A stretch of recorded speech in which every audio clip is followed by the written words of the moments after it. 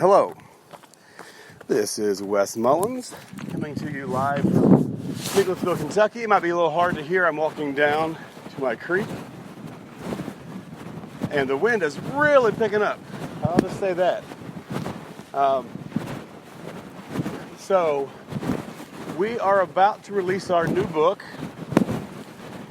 Unabashedly Resolute. We're about to release that soon. We're going through the final editing processes, and then we'll have it available on Kindle to download. We might even make an actual physical hard copy of the book too, that people can actually buy if they want something to read. They can make notes into there, what have you.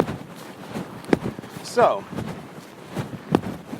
some people might be wondering, I'm getting ready to go to Oxford and move the entire family over to Oxford, England to go study at Oxford University. Now, it's heck of expensive.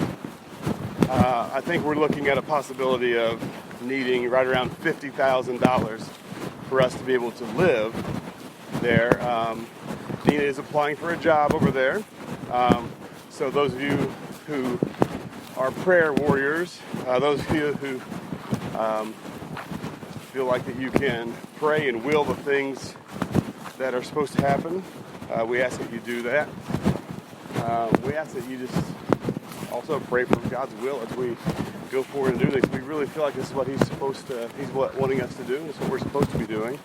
I feel like that my going there I was supposed to do. My releasing this book is something I'm supposed to do. So, you're thinking, this guy is crazy. He's going over to study apologetics.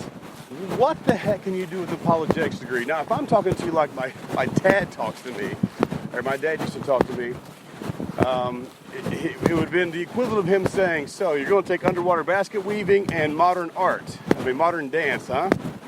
So you're going to go spend $40,000 on a degree in modern dance and underwater basket weaving. Do you see in the foreseeable future you being able to apply those degrees to an actual income where you can support a family? And you'd be like, I don't know. I just really feel like it, It's like really my heart, Dad. You'd be like, that's stupid, son. So I know a lot of you are looking at this and going, yay, he's going to Oxford, which is cool. I mean, I don't care who you are and how you get in. If you're doing underwater basket weaving at Oxford, that's pretty stinking cool. But some people will be like, well, that's fine if he wants to go to Oxford, but why should I support him in his quest to go to Oxford? I'm not going to give my hard-earned money to watch some guy gallivant around in philosophy and apologetics and theology. Where's he going to use that? How is he going to help his family with that? How is he going to help anyone with that? Well, great question. Great question, and it has a great answer. The answer is that I use apologetics in my everyday life. Now, I'm not just kidding about that. I'm not just saying that flippantly. I use apologetics. I use the tools and the principles that I have been studying in the last 5 years in apologetics. By the way, I studied that without the slightest inclination. I spent every spare second I could thinking about studying and writing apologetics, never knowing that I would be using them to go to Oxford to study. So my grand scheme was not to come and say, hey, can you help me go to Oxford? My grand scheme was just to continue to do apologetics and somehow build a platform where I can talk to people about apologetics. This thing just happened to show up. So I use the tools of apologetics and logic and reason, those things that I have found in there. I use those when I read news stories. I can tell you what news stories are pretty much fake. I don't need someone out there going, these are fake news stories. See, we don't need someone to police the news agencies. All we need to do is apply a little logic to the news stories and go, well, this is a logical fallacy here. This can't be true. This person is misleading the public because they're saying things like this. I mean, some people were like, when Kellyanne Conway said, using alternative facts, everybody was like, yeah, that's not real. So by applying a little bit of these logical processes in our everyday life, we can overcome a lot of the deficiencies that we have in social media and in personal relationships, and even with what we believe ourselves. So the things that I am learning and the things that I am wanting to go learn to teach others are just that. It is this way of thinking. It is this set of tools that we can be equipped with that I am really after. That's the thing that I'm actually hungry for. That's the thing I'm actually trying to get better at.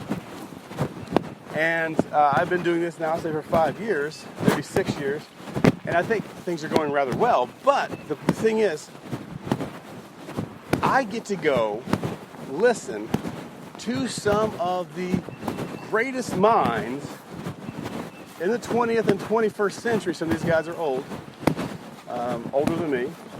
So I get to go listen to these guys, and I get to learn and glean from them and bolster up and equip myself even further to be able to use apologetics further in my sphere of influence. Those people that I talk to, my friends, my family, strangers on the street, anybody who will listen, I will be able to share with them about apologetics. Now, some of you are like, well, this is all theory, man. This is all just theory. Let me ask you a question then. Pick any topic in the entire world that you have a base knowledge of.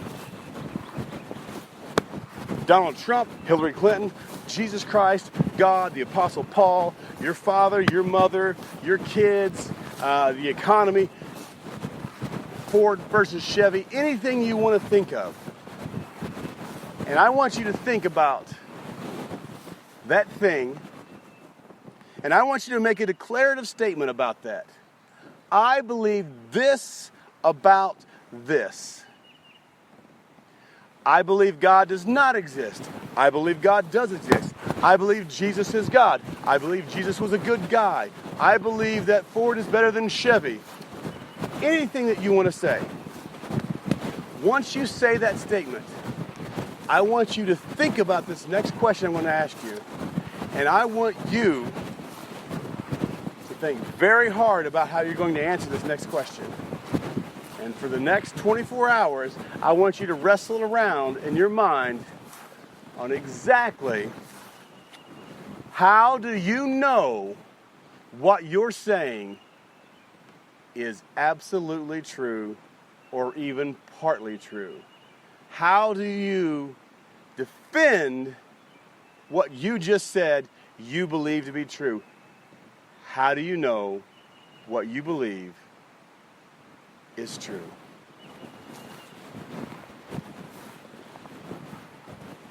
Have you ever been asked that question? Have you ever been asked to put your beliefs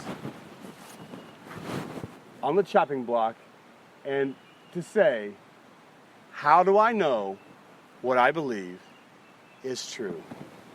This is the first step. These are the things that I am able to teach. These are the things that I'm able to understand. I'm able to articulate.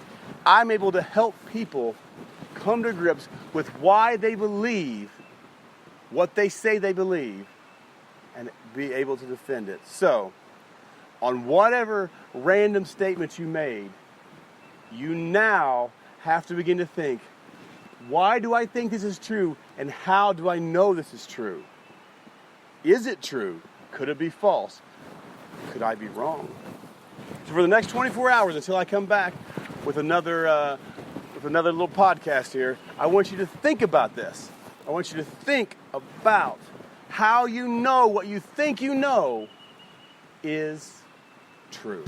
That's all the time I have today. This is Wes Mullins. Mullins or Mullins? This is Wes Mullins from Nicholasville, Kentucky, on Unabashedly Resolute We'll see you next time. Bye.